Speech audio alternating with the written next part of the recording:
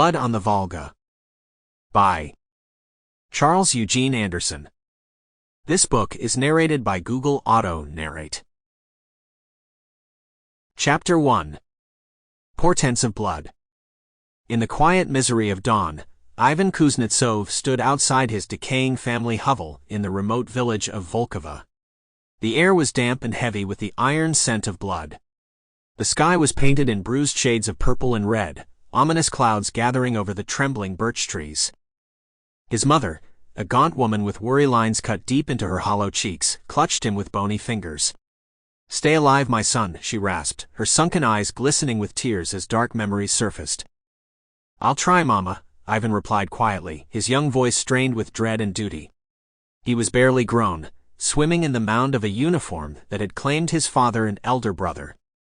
As the battered military truck clattered down the muddy road, taking him from the only hell he'd ever known into the gaping maw of a greater one, Ivan's soul was a tempest of emotions.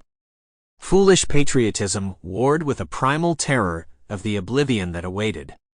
He glanced back at the rotting hut that had caged his childhood one last time before the gloom of the cursed forest swallowed the village.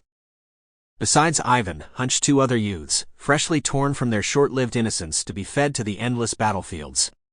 Mikhail was a lean 17-year-old with bright hunter's eyes that seemed far too weary for his age. And Pyotr, a hulking 19-year-old simpleton who grasped his rifle in meaty hands, grinning with oblivious glee as though it were a shiny new toy. "What do you look so happy about, Pyotr?" Ivan muttered, his breath pluming in the frigid air. "We go to greet death himself." Pyotr's grin widened, his mind too empty to comprehend the reality awaiting them.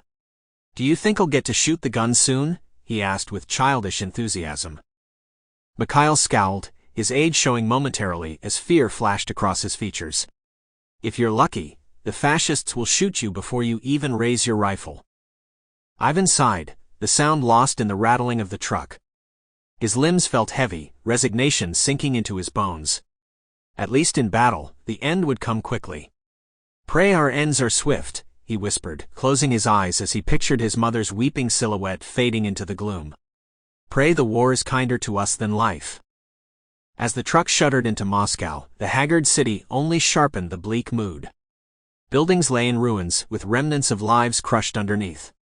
The starving faces passing by told of the hardship and suffering the war had inflicted. Ivan had heard talk of the failures and losses at the front, but seeing the capital city battered and on the brink of collapse filled his heart with dread. The glorious war effort felt like a distant propaganda tale in the... Sample complete. Ready to continue?